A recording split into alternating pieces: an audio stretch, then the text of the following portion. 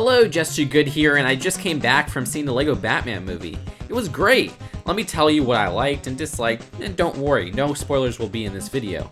I'll be doing a spoiler review where I'll be going more in depth with my thoughts in this movie, which will be up later today. I was worried the Lego Batman movie would be on a far lower level of quality than the Lego movie because of it being a follow-up of one of my favorite movies of all time, as well as the original directors and writers not returning from the Lego movie. But while it's not as good as the Lego movie, that isn't much of a problem.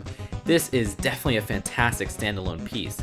This hits a lot of the right points the Lego movie did. It has emotional qualities, which is something that surprised me, as I thought it would be hard to do that in a Lego Batman movie. And of course, the humor is there.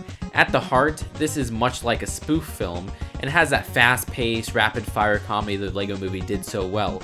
The story, while not anything too unique, feels fresh for a superhero movie. While many characters didn't get as much screen time as I would like, the key character motivations and personalities were explored nicely for the time they were on screen. Of course, the animation in this film was incredible. I would actually say that the animation in this film was the one thing they did better than the Lego movie. I mean, for the speed of everything going on and the amount of stuff on screen, having all these Lego pieces and structures and movement was just phenomenal to watch. People who appreciate unique forms of animation will have a joy looking at this movie. Now, the movie, which was filmed with tons of jokes, did get a little tiresome at points. These weren't very annoying, but I think the movie could have been trimmed down just a bit from omitting the length of some jokes. At one point in the middle, it felt as if the movie was dragging on a bit. There were a few minor points of execution that felt jarring as well, but that would be something I would explain in the spoiler video. Either way, I mean, my complaints don't detract very much from the movie as a whole. I strongly recommend you see this movie, and it's something you can take your family to see. Know that there's nothing really offensive in the film, and much like Lego, it's something that can be enjoyed by all generations and kinds of people. Not that that is a pro or con, it's just something important you should know.